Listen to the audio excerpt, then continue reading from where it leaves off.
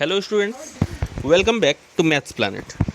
Today we are going to start exercise 5.3. We will take some word problems and some conceptual questions of this exercise. This exercise is completely based on the arithmetic progression concept. Okay, already we have discussed some basic concept and formulas related to arithmetic progression. You can go through the previous video that we have uploaded on our channel. So let us proceed. Exercise 5.3 and question number 10th is here on your screen. Show that a1 a2 comma an from an AP where an is defined as below.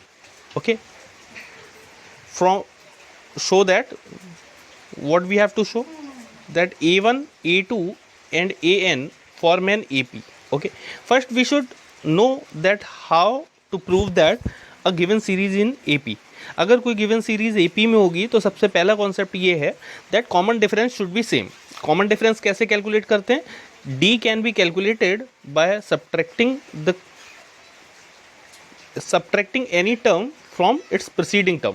Okay, तो A2 में से अगर हम A1 minus कर दें then also we will get from here the common difference, and if we subtract A2 from A3 then also we are going to get a common difference. If these common differences are same at every position then we can say that this is AP.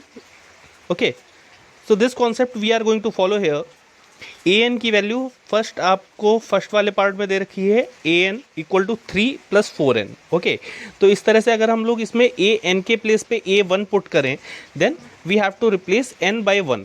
तो a1 के लिए हम लोगों को 3 + 4 के place पे 4 and n के place पे 1 पुट करना है. Alright, from here you can observe that 3 + 4 first term will be 7.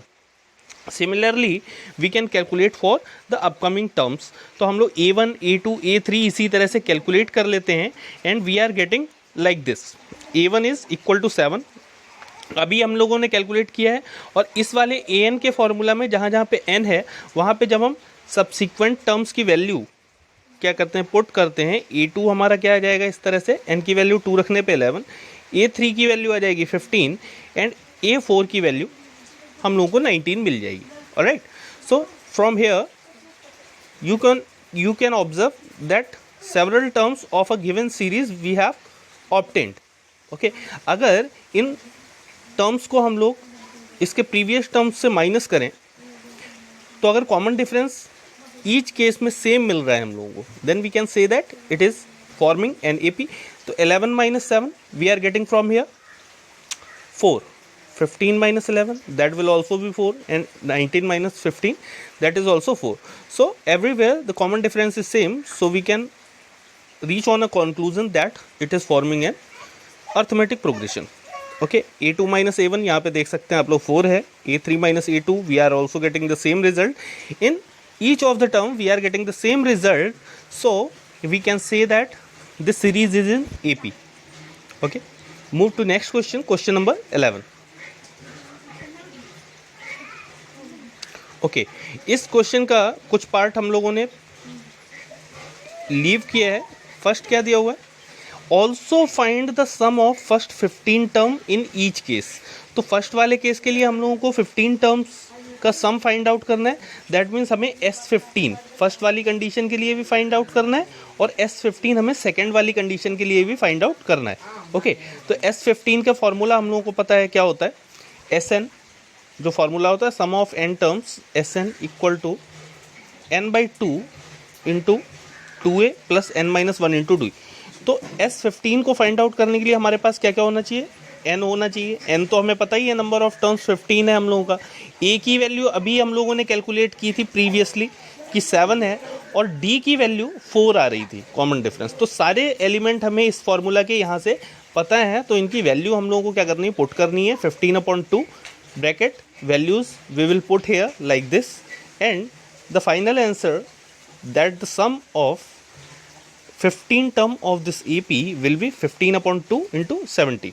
So the final answer here 15 multiply 35 that will be 525. Okay, Second part of this question you will do as a homework and you can reply your answer in the comment box. We will try to resolve your doubt if you have any kind of. So let us proceed to next problem. Question number 11. If the sum of the first n terms of an AP is 4n square minus n square. Remember guys, it is given that the sum of first n terms. So this is expression for Sn, not An. Okay. This expression will be given as Sn. What is the first term?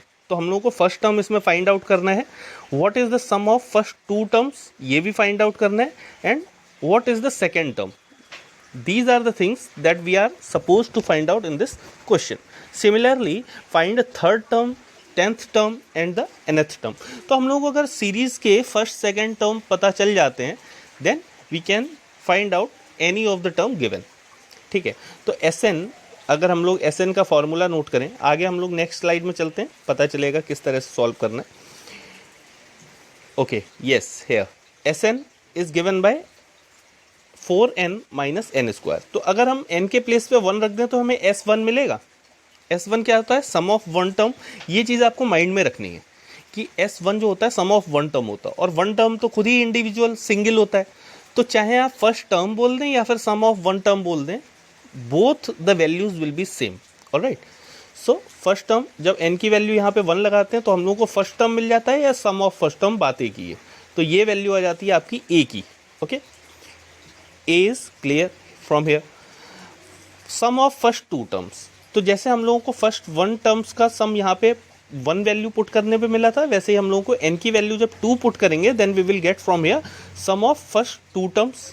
Okay, S2 will be this.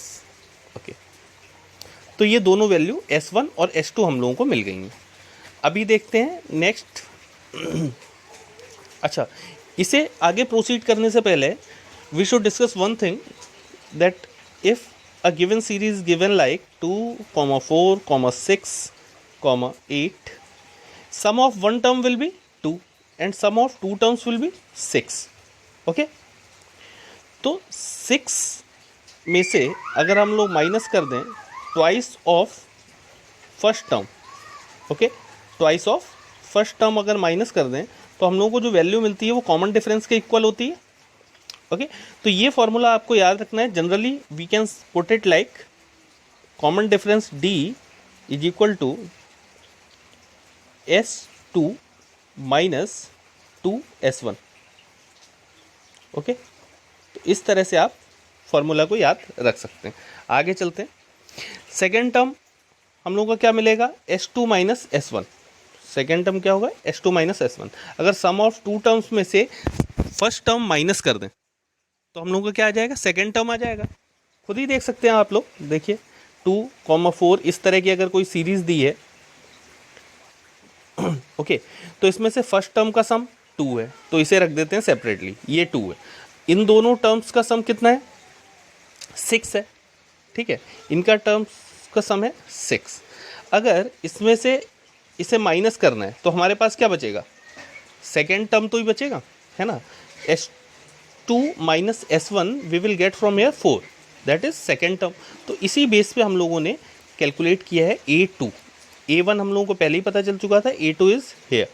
जब A1 और A2 हम लोगों को पता है तो D की value बता सकते हैं आप लोग. D will be A2 minus A1, second term minus first term. Okay, so D is obtain from here.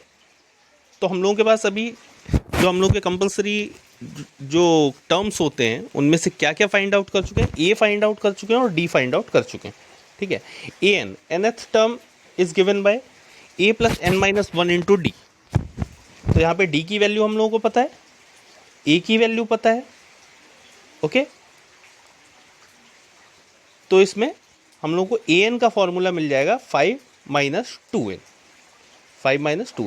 अब इसकी हेल्प से जब an हम लोगों को पता चल चुका है तो A3 भी फाइंड आउट कर सकते हैं. n के प्लेस पे भाई 3 रख देंगे तो A3 की वैल्यू आ जाएगी, right. So move to next step. Therefore A3 will be -1 and A10. 10th term की भी वैल्यू फाइंड आउट करनी थी, तो इस तरह से आप 10th टर्म को n के प्लेस पे जब आप 10 रख देंगे तो आपको 10th टर्म की वैल्यू मिल जाएगी. So these are the required answer on your screen that we were supposed to do. तो सिंपली आपको ये समझना है कि जब भी आपको A1, A7, A10 कुछ भी फाइंड आउट करना है, then you need to find out two things A and D. Alright, चलिए आगे चलते हैं. Question number 12. Find the sum of first 40 positive integers divisible by 6. First 40 positive integers divisible by 6. तो आप लोगों को ये चीज़ तो क्लियर होगी that only those terms will be divisible by 6 which come in the table of 6. Okay, जो 6 के multiple होंगे वही डिवाइड हो सकते हैं.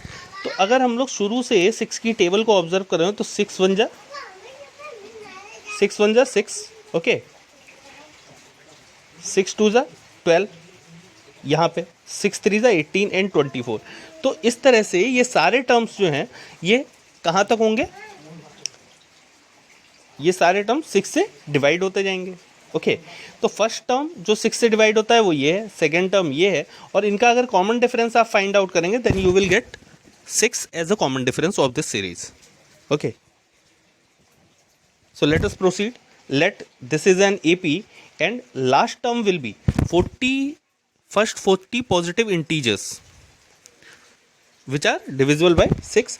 तो अगर इस सीरीज में हम लोग आगे प्रोसीड करते जाते तो लास्ट टर्म हम लोगों को कौन से नंबर का मिलता, 40th नंबर का मिलता. तो इसका मतलब इस सीरीज का n क्या है बेटा, 40 है ना. इस सीरीज का n क्या है, 40 है. नंबर ऑफ टर्म्स जो है वो 40 होंगे क्योंकि हम लोगों को 40 पॉजिटिव इंटीजर लेने हैं. कॉमन डिफरेंस क्या है, common difference is given bye 6 and first term क्या है, first term is also 6. Okay, तो इस तरह से हम लोगों को जो तीन चीज़ें चाहिए होती हैं किसी भी फॉर्मूला के लिए, वो क्या हम लोगों के पास है, N, D and A. Okay, तो इसी बेसिस पे हम लोग क्वेश्चन को प्रोसीड करते हैं. It can be observe that there are these are making an AP. जो टर्म्स हम लोगों ने टेबल वाले लिए हैं वो हमारी AP को फॉर्म कर रहे हैं, जिसमें से A आपका 6 है, D 6 है और S 40 निकालना है. क्वेश्चन को फिर से देख लेते हैं अगर आपको समझ में नहीं आया है. Find the sum of first 40 positive terms. Sum of n terms का मीनिंग क्या होता है, Sn. तो सम ऑफ 40 टर्म्स का मीनिंग क्या हो जाएगा, S40. Okay, so we are suppose to find out S40 here. Okay, let us proceed further. Sn का फॉर्मूला यहाँ पे पुट करेंगे तो Sn equal to n/2 into 2a plus n-1 into d. n के place पे हमें क्या रखना है, 40 रखना है क्योंकि 40 टर्म्स का सम फाइंड आउट करना है. 2 अपने प्लेस पे रहेगा, a की वैल्यू 6 थी, we have put here 40 - 1 means n-1. d की वैल्यू आपकी 6 थी. All values are already known to us. जब इन वैल्यूज को हम लोग बॉड मास के अकॉर्डिंग सॉल्व करेंगे then we will get our answer as 4920. Calculation part that you have to do by yourself. Next problem is find the sum of first 15 multiples of 8. This question will be done by same method as we have done the previous 12th problem. If you find any difficulty then you can tell in comment box, and this is your homework. Alright, you will comment your answers in comment box. 13 से आगे proceed करते हैं हम लोग 14 question की तरफ. Find the sum of odd numbers between 0 and 51. Sum of odd numbers between 0 and 50. तो सबसे पहले तो हमें ये पता होना चाहिए कि 0 से 50 के बीच में कितने ऑड नंबर्स होते हैं. ओके, 0 से 50 के बीच में कितने ऑड नंबर्स होते हैं. तो सम की बात तो बाद में करेंगे. तो फाइंड आउट क्या करना है हमें, S फाइंड आउट करना है, लेकिन N तो हमें पता ही नहीं है कितने टर्म्स होंगे. ओके, तो Sn फाइंड आउट करना है. Sn फाइंड आउट करना है, जिसमें से अगर हम लोग ऑड नंबर्स की सीरीज फॉर्म करना स्टार्ट करेंगे तो फर्स्ट टर्म उसका क्या होगा, 0 के बाद में फर्स्ट ऑड नंबर मिलता है 1, सेकेंड ऑड नंबर मिलता है 3 एंड 5 एंड सो ऑन. तो इस तरह की आप लोगों को एक सीरीज मिल जाएगी जो कि एक फाइनाइट सीरीज है, जिसका लास्ट टर्म क्या होगा, 49. 0 से 50 के बीच में जो लास्ट टर्म हम लोगों को ऑड मिलता है that is 49. First term is 1. You can observe from here common difference d, जैसे कि 3 में से 1 माइनस करेंगे then we will get common difference from here. तो कॉमन डिफरेंस हम लोगों का 2 आ गया है। Last term of this series is given by l, या तो आप इसे ए एन बोल सकते हैं या फिर एल बोल सकते हैं। ऑलराइट, दोनों केसों में हमारा आंसर क्या है, ठीक है, ए एन भी बोल सकते हैं और एल भी बोल सकते हैं। तो इसे फॉर्मूला में कैसे पुट करना है देखते हैं। देखिए L is equal to a plus n minus one into d होता है। ओके, तो अगर हम लोग, तो ये सारे जो ट्रायल हैं ये हम लोग ये वाले फॉर्मूला के लिए क्यों कर रहे हैं, एन की वैल्यू फाइंड आउट करने के लिए। पहले हमें ये पता चलना चाहिए कि कितने टर्म्स होंगे। ओके, 1 से लेके 50 के बीच में कितने टर्म्स होंगे। तो L इज इक्वल टू जो लास्ट टर्म का फॉर्मूला होता है या फिर ए एन का फॉर्मूला होता है वो सेम होता है। मैंने पहले भी बताया ए एन और L एक ही चीज़ होती है। L is equal to a plus n minus one into d, last term के प्लेस पे 49 वैल्यू रख देते हैं and we will solve this equation like this and our answer is 25. So we have to find out the sum of 25 terms, that means S25। इसे थोड़ा सा zoom करते हैं जिससे आपको क्लियरली दिखाई देगा। S25 फाइंड आउट करना है, और अगर लास्ट टर्म के जो लास्ट टर्म होता है सीरीज का उसके टर्म्स में अगर फॉर्मूला फाइंड आउट करें then we will get it like Sn is equal to n by two into A plus L. A की वैल्यू पता है 1 है इस सीरीज़ की, एल की वैल्यू पता है 49 है। ठीक है, तो इस तरह से जब इसे कैलकुलेट करेंगे तो हम लोगों का S25 625 के इक्वल आ जाएगा। ओके, कैलकुलेशन आप लोग चेक कर सकते हैं स्क्रीन पे। आगे चलते हैं हम लोग नेक्स्ट क्वेश्चन की तरफ। Next question is 15th question. Okay, here on the screen, a contract on construction job specified। ये कंस्ट्रक्शन जॉब है, उसका एक कॉन्ट्रैक्ट है जिसमें इसे स्पेसिफाई किया गया है that a penalty for delay of completion beyond a certain date as follows. मान लीजिए कोई कंस्ट्रक्शन साइट है और उसे आपने पहले से ही कंप्लीट करने की डेट दे रखी है। ओके, तो असाइनमेंट आपका जो भी है उसे कंप्लीट करने की डेट दे रखी है, अगर उसमें डिले होता है तो फर्स्ट डे का जो पेनल्टी है वो 20 रुपीज़ है। सॉरी, फर्स्ट डे की पेनल्टी 200 रुपीज़ है, सेकेंड डे की पेनल्टी 250 रुपीज़ है। Okay, rupees 200 for the first day, here rupees 200 for the first day, rupees 250 for the second day and rupees 300 for the third day. तो इस तरह से ये penalty क्या है, चलती है। तो अगर हम लोग इन पेनल्टीज़ की सीरीज़ बनाने के लिए ट्राई करें, ठीक है, तो हमारी सीरीज़ क्या बनेगी, 200 कॉमा 250 कॉमा 300, और कहाँ तक चलेगी आगे देखते हैं कहाँ तक चलेगी। The penalty for each succeeding day by ₹50 more than the preceding day. How many money a contractor has to pay if he has delayed the work by 30 days. अगर वो 30 डेज लेट हुआ है तो ये सीरीज जो हमारी चल रही है पेनल्टी कब तक चलेगी, 30th टर्म तक। 30th term, okay, 30th term का मीनिंग क्या हो गया, 30th टर्म का मीनिंग हो गया एन की वैल्यू 30 है। तो गिवन डेटा नोट कर लेते हैं जरा इस सीरीज का। ए की वैल्यू आपको पता है 200। ये अभी हम लोग इसलिए डिस्कस कर रहे हैं कि आगे की स्लाइड में आपको ये कन्फ्यूज़न ना हो कि कौन सी वैल्यू कहाँ पे पुट की गई है। एन ए की वैल्यू हमको 200 दिख रही है यहाँ से, 250 माइनस 200, कॉमन डिफरेंस कितना आ जाएगा, 50 आ जाएगा। ओके, 50। एन की वैल्यू कितनी है, 30 है, क्योंकि टोटल नंबर ऑफ डेज 30 थे। आगे जो चीज़ें हम लोगों को नीड होगी, जिन चीज़ों की, उन्हें हम लोग फाइंड आउट कर लेंगे अपने अकॉर्डिंग। आगे देखते हैं।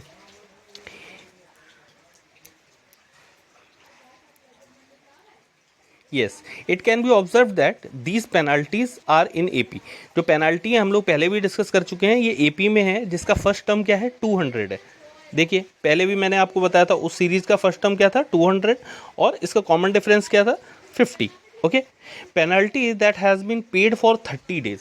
तो आप लोग बताइए, अगर आपको पेनल्टी पे करनी होगी तो 30 डेज में अलग अलग डेज़ की जो भी पेनल्टी होगी उनका सम करना पड़ेगा ना, सम मतलब उन्हें ऐड करना पड़ेगा। तो हमें फॉर्मूला किसका लगाना है, एस का, और कितने डेज की पेनल्टी हम लोगों को देनी है, 30 डेज की। So we will find out S30 for this given AP। तो S30 की वैल्यू देखिए कैसे निकलेगी, S30 equal to n/2। n/2 का मीनिंग क्या हो गया, 30/2। यहाँ पे देखिए वैल्यूज़ लगी हुई हैं, n/2 इंटू 2a, 2a के प्लेस पे क्या लगाना है हमें 200, ये देखिए रखी हुई है value, plus n-1, n-1 means 30-1, ये देखिए 30-1 है, और आगे इंटू डी मतलब कॉमन डिफरेंस 50 था, वो ये लगा हुआ है। तो इस फॉर्मूला के अंदर जो वैल्यू पुट होनी है वो कुछ इस तरह से पुट होनी है। ओके, आप लोग देख सकते हैं। तो वैल्यूज पुट करने के बाद इन्हें जब सॉल्व करेंगे then we will get our answer for 27,750। इतनी पेनल्टी इस कॉन्ट्रैक्टर को पे करनी पड़ेगी if he has delayed his job by 30 days. Okay, now taking next problem 16।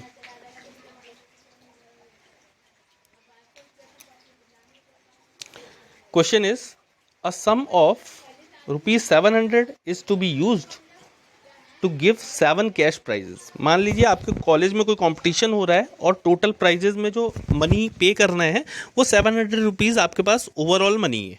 Okay, और इसे 7 प्राइजेज में देना है, डिस्ट्रीब्यूट करना है to students of school for their overall academic performance. If each prize is 20 rupees less than its preceding prize, find the value of each prize. तो आपको हर प्राइज की वैल्यू फाइंड आउट करनी है।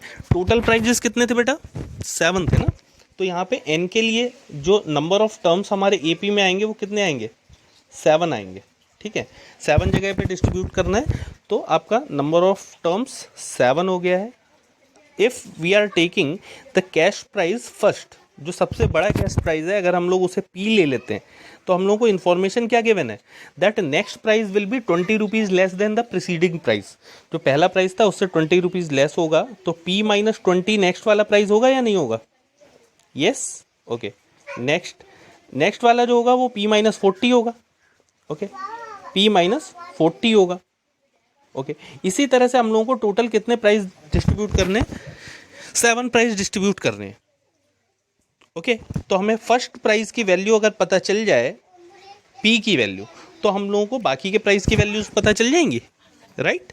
तो P की वैल्यू फाइंड आउट करनी है, N की वैल्यू ये हो गई। चलिए देखते हैं किस तरह से सॉल्व करना है।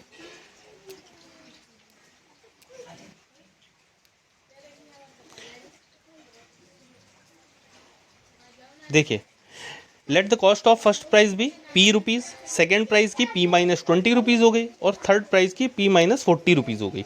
It can be observe that the cost of first prize, जो कॉस्ट ऑफ फर्स्ट प्राइज है वो हम लोगों का क्या बनेगा फर्स्ट टर्म मतलब A। कॉमन डिफरेंस जो है वो हर प्राइस कितने रुपीज़ से लेस हो रहा है 20 रुपीज़ से, तो जितने रुपीज़ से लेस हो रहा होता है वही हमारा कॉमन डिफरेंस हो जाएगा, कॉन्टिन्यूअस जो डिक्रीज होता है। आगे चलते हैं, ठीक है। चलिए, तो कॉमन डिफरेंस की बात अगर समझ में आती है तो आगे चलते हैं। ओके, अभी देखते हैं S7 फाइंड आउट करना है, और S7 की वैल्यू जो है, जो 7 टर्म्स का सम है, जो टोटल प्राइजेज हैं वो कितने थे 700 रुपीज़ में से फाइंड आउट करने थे। तो जितने भी प्राइस डिस्ट्रीब्यूट हुए हैं उनका कैश का सम कितना था बेटा 700। ओके, तो 700 हमारा क्या हो गया S7 हो गया। ओके, तो फॉर्मूला रखते हैं जरा, आपको फॉर्मूला अगर पुट करके बताऊंगा तो ज़्यादा इजी हो जाएगा आपके लिए। Sn is equal to n/2, Sn is equal to n/2 into 2a plus n-1 into d. Is this clear? Formula तो आप लोगों ने पहले ही कर रखा है ना, तो इसमें कोई प्रॉब्लम नहीं होनी चाहिए। Sn मतलब S7, मैंने पहले भी बोला था कि n की वैल्यू 7 होगी, तो S7 की वैल्यू आपको पहले से ही पता है क्या है 700 है, तो यहाँ पे पुट कर देते हैं 700। n/2 means 7/2। Okay, 7/2। Okay, 2a मतलब 2p हो जाएगा, क्योंकि कैश प्राइस पहला a की जगह पे क्या लिया था हम लोगों ने P लिया था। n-1 मीन्स क्या हो जाएगा 7-1, 7-1 होता है हमारा 6। ओके, तो 7-1 6, और d की वैल्यू जो है वो -20 है। ओके, तो -20 जब यहाँ पे वैल्यू पुट करेंगे तो एक इक्वेशन फॉर्म होगी जिसमें सिर्फ मिसिंग क्या है P मिसिंग है, तो इसे फर्दर सॉल्व कर लेंगे हम लोग and we will get the value of P।